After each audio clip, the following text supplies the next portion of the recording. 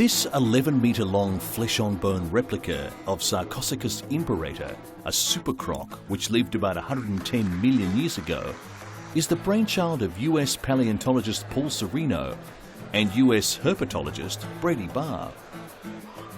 After discovering the most extensive array of supercroc remains ever during a dig in Gadafue in Nigeria in 2000, Sereno was inspired to reproduce the giant creature for museum exhibits. Paleontologists first identified Sarcosuchus imperator as a species in the 1960s. When Sereno made his find, on an expedition funded in part by the US National Geographic Society, he dubbed the creature Supercroc. On that dig, Sereno discovered supercroc vertebrae, limb bones, armour plates, jaws, and a nearly intact 1.8-metre skull. One of the largest crocodiles that ever lived, Supercroc was as long as a city bus and could weigh up to 10,000 kilograms.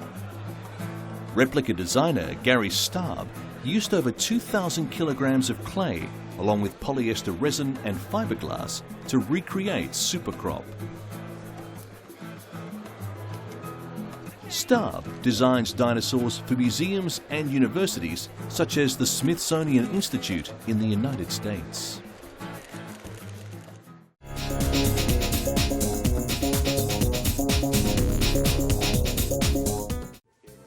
Shrek, a New Zealand sheep famous for his prodigious fleece, finally went under the shears, yielding an impressive 27 kilograms of wool which were auctioned for charity.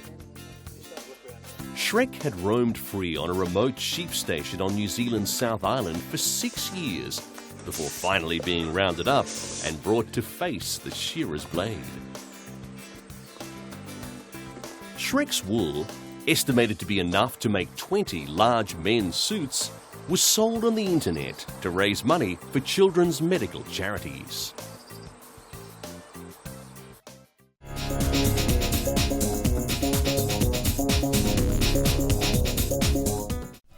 A zoological park in India's southern Tamil Nadu state has become home to a number of wild animals released by circuses following a ban on live performances by wild animals by a court in 2001.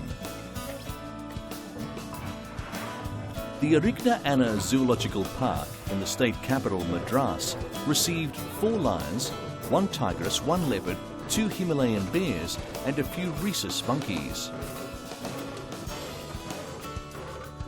The animals were voluntarily given by the Gemini Circus. The animals were first taken to the Rescue and Rehabilitation Centre at Vandala for medical checkups for diseases. Later, when declared disease-free, they were taken to the zoo. After the Supreme Court banned shows by animals, the circuses have been in the red and finding it difficult to keep the animals. The 3-decade-old Wildlife Protection Act prevents exhibition of lions, tigers, panthers, bears and monkeys in circuses. Some 22 circus companies have more than 1,000 animals in captivity.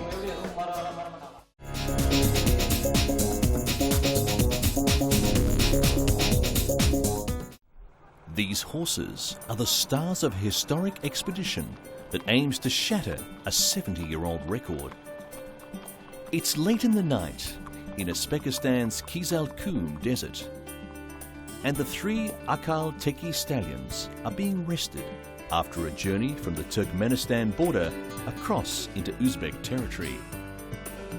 The Ashgabat to Moscow trek on horseback has been organised by Alexandra Tolstoy and her husband, Shamil Galimzianov. Alexandra Tolstoy is a distant relative of Russian author Leo Tolstoy, and no stranger to adventures of this kind. Their 4,300-kilometre journey began in the Turkmen capital Ashgabat and took them through Uzbekistan, Kazakhstan and Russia, all the way to Moscow on horseback.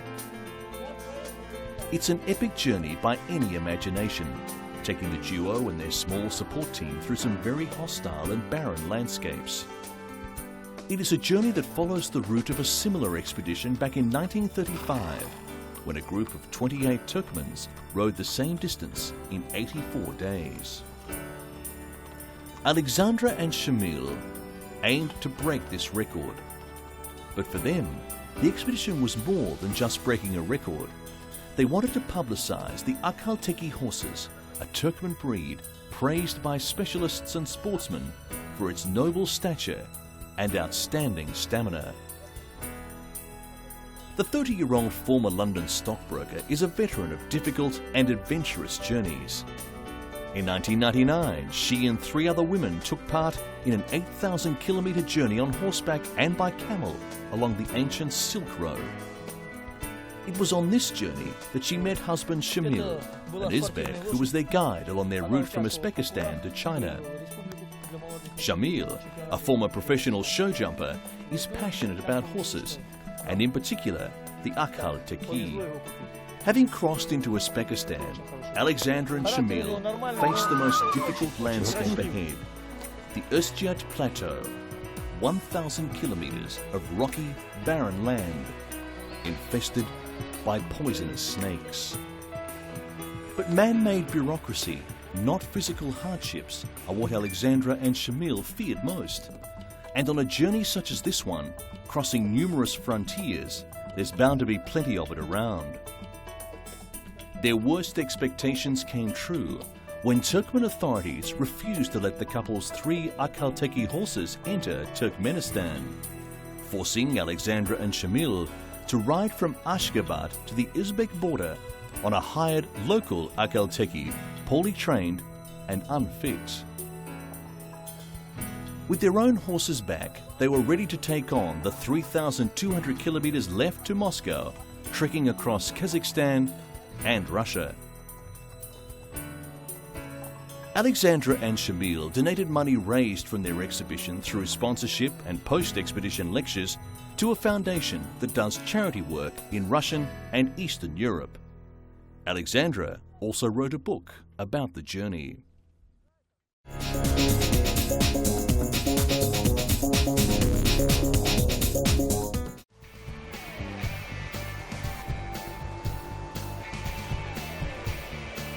These panda twins at China's Wolong Panda Reserve are set to become superstars like their mother.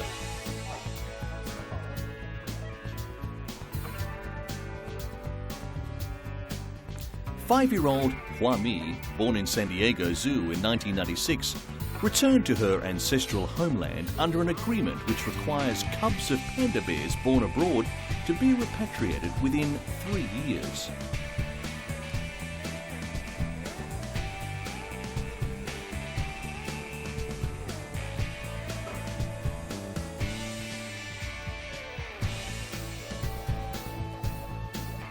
The twins, who have not yet been named, were born within half an hour of each other and are currently being cared for by reserve staff after being abandoned by their mother.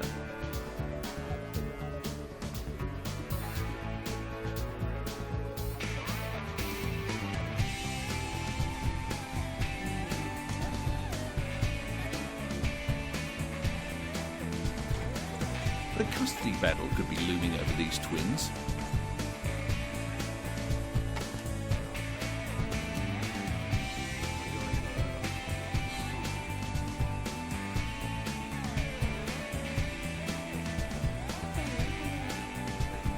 Hua Mi mated naturally with one of her male suitors, and a few days later was artificially inseminated with the semen of another.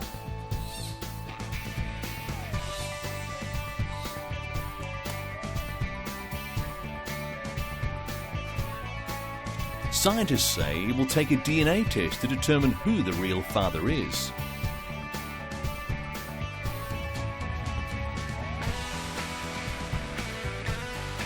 Experts at the reserve say they faced a number of challenges in being the surrogate parents of the new twin cubs.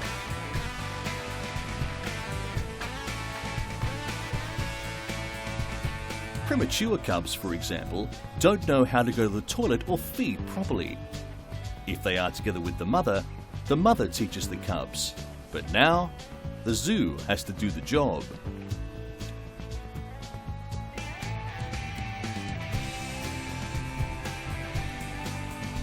Hua Mi is now sitting back and having a well-deserved rest after giving birth to the twins.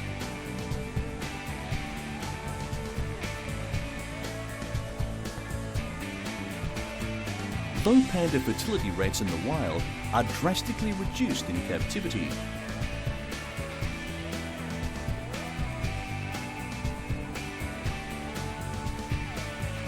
but Chinese forestry officials say pandas were rebounding from the brink of extinction thanks to better and bigger habitat, but they were not yet out of the woods.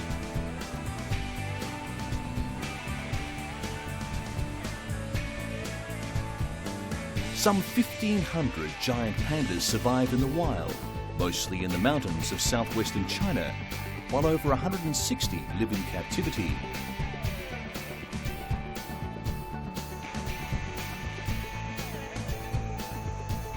The zoo said it was particularly proud of Hua Mi's breeding success given her American background.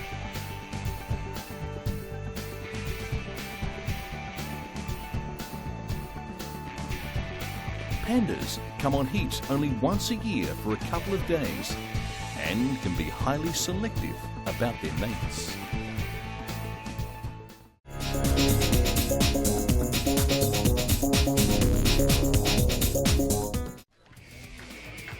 Hundreds of cheering spectators watched in Bad Harzburg as 25 jockeys and their camels participated at the Orient meets Occident 4-day festival. 18-year-old jockey Nadine Salaman probably spoke for many of the spectators when she explained that people imagine camels to be very good-natured and sometimes a little stupid, but in reality they are very kind and very sensitive. Participant Christine Siebert is the proud owner of 20 camels with which she organises rides in her native Bavaria in southern Germany. She says camels are very stubborn, very intelligent, and they take advantage of it if you allow them too much. And the camels at these races seem to confirm this. Every once in a while, one of the animals at the start decided to run in the other direction. But when they did reach their top cruising speed, it can equal 55 kilometres an hour.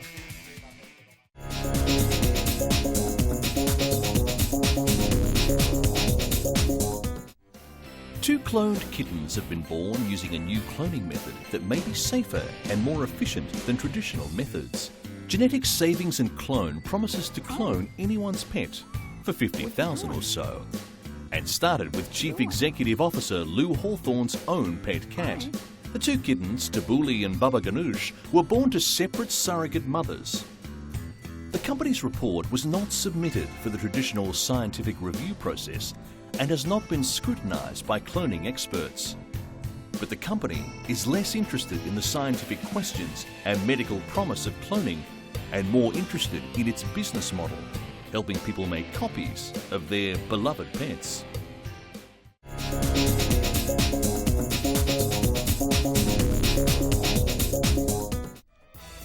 Stalking teddy bears and towels before retiring to harass the family dog, 12-week-old cheetah cub Bungie is blissfully unconcerned by the cameras trailing him around his foster parents' estate.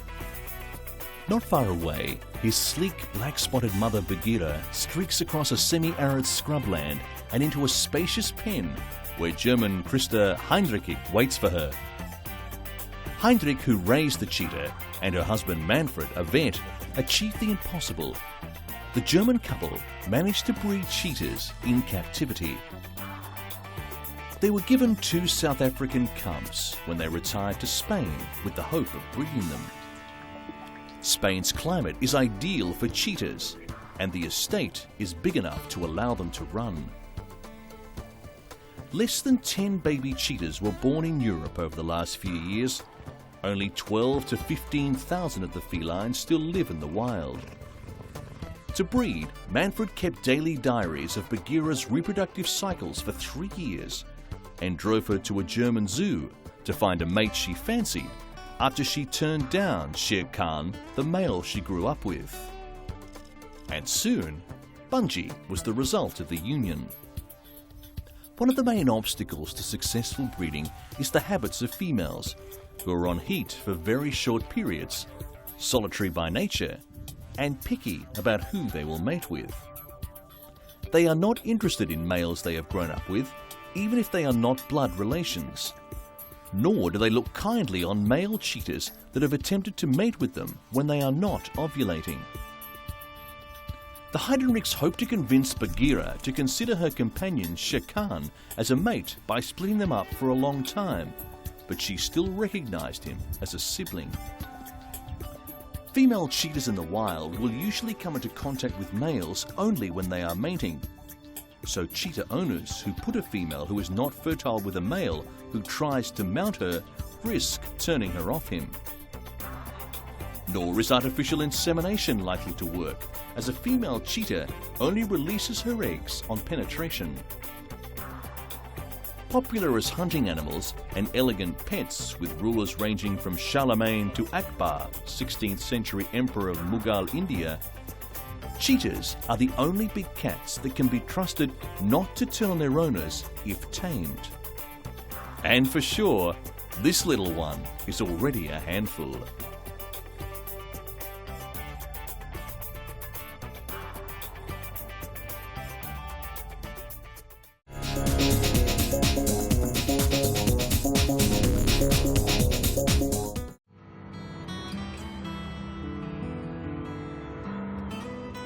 There's quite a lot of sunbathing going on around the Roman temples of Torre Argentina, an archaeological site in the very centre of Rome.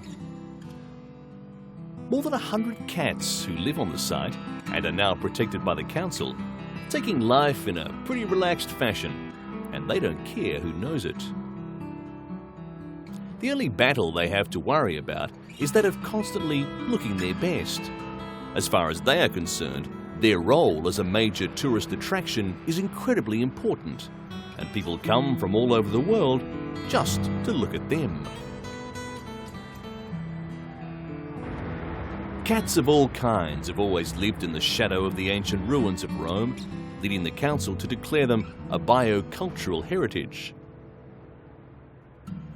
But it is the cat keeper, or Gattara, organised by voluntary organisations who put in the real work of feeding and caring for the famed felines. Mealtimes are certainly a family affair, but there is only time for a quick break before returning to their adoring public.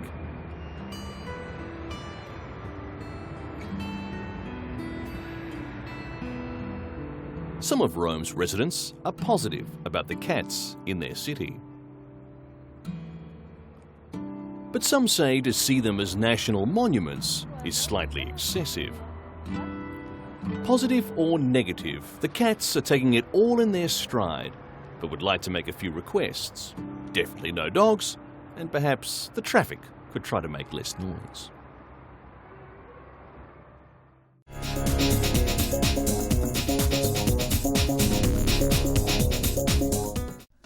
An international campaign has been launched to reduce accidental catches and deaths of sea turtles in the Mediterranean. More than 400,000 sea turtles are caught each year around the world on the hooks of long-line fleets dedicated to catching swordfish and tuna. 60% of these catches are made in the Atlantic and 10% in the Mediterranean, particularly by Spanish fishing vessels. Between 50 and 70 Spanish longliners, most based in fishing ports in Spanish towns, specialize in fishing for swordfish with long lines. Environmental agency Oceana, the first international organization dedicated to research and protection of the oceans, is coordinating efforts to reduce the amount of sea turtles killed and injured by fishermen.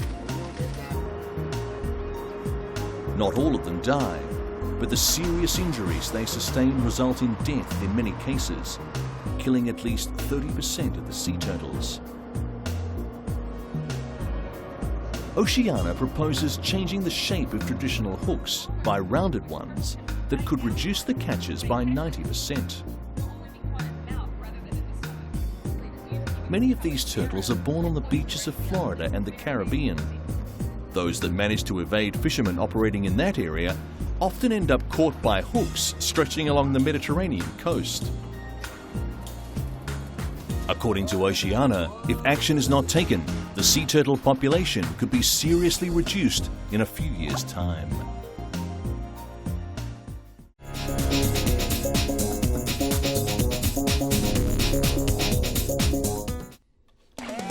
Frodo is a 15-week-old bear who lives in the East Berlin Zoo, a little bundle of fun who keeps his keepers on their toes.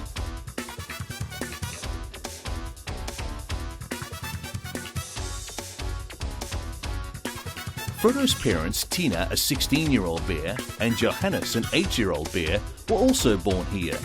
But Frodo is being hand-reared by zookeeper Michael Horn.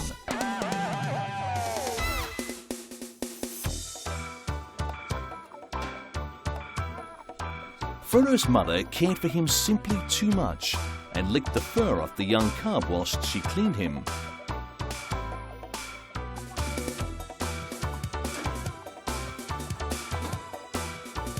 Now Michael feeds Frodo, even when Frodo doesn't always feel like doing as he is told.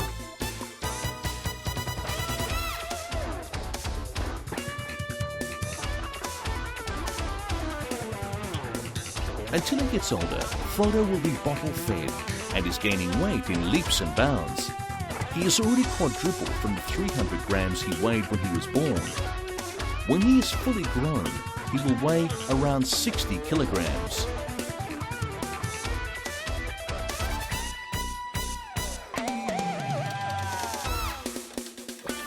This means that Malayan bears are the lightweights of the bear family, but with that, they can also be the cutest.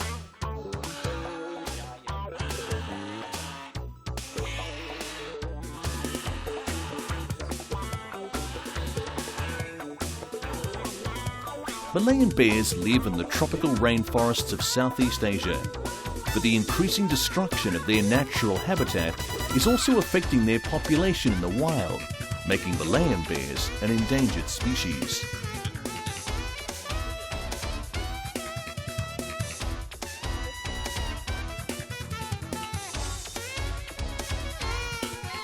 As a tropical animal, the Malayan bear has short fur, and like all bears, they are omnivorous.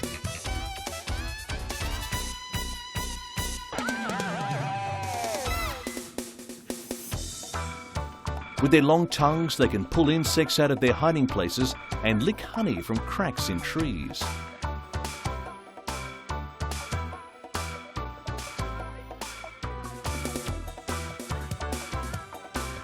And with their long claws, they are excellent at climbing trees and often sleep in the treetops.